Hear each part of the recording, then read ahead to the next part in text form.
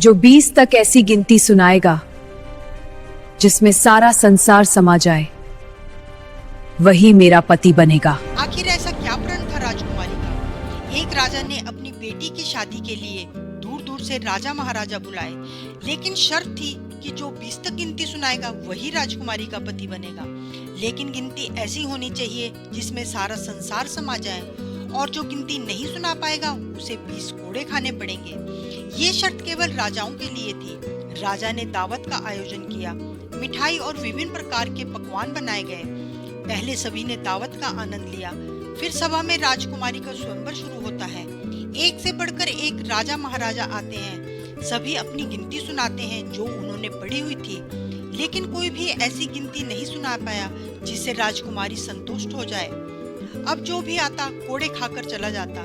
कुछ राजा तो आगे ही नहीं आए। उनका कहना था कि गिनती तो गिनती होती है, राजकुमारी पागल हो गई है, केवल हम सबकी बेइज्जती करवाना चाहती है। ये सब नजारा देखकर एक हलवाई हंसने लगा। डूब मरो राजाओं, आप सबको 20 तक की गिनती भी नहीं आती। ये सुनकर सभी राजाओं ने उसे दंड देने को कहा। राजा ने उनसे पूछा, क्या तुम गिनती जानते हो? यदि जानते हो तो सुनाओ। हलवाई बोला, हे राजन, यदि मैंने गिनती सुनाई तो क्या राजकुमारी मुझसे शादी करेगी? क्योंकि मैं आपके बराबर का नहीं हूँ। ये सुनते ही पास बैठी राजकुमारी बोली, यदि तुम सही से गिनती सुनाओगे तो मैं तुमसे जरूर शादी करूंगी। अगर नहीं सुना पाए तो तुम्हें मृत्यु दंड मिलेगा।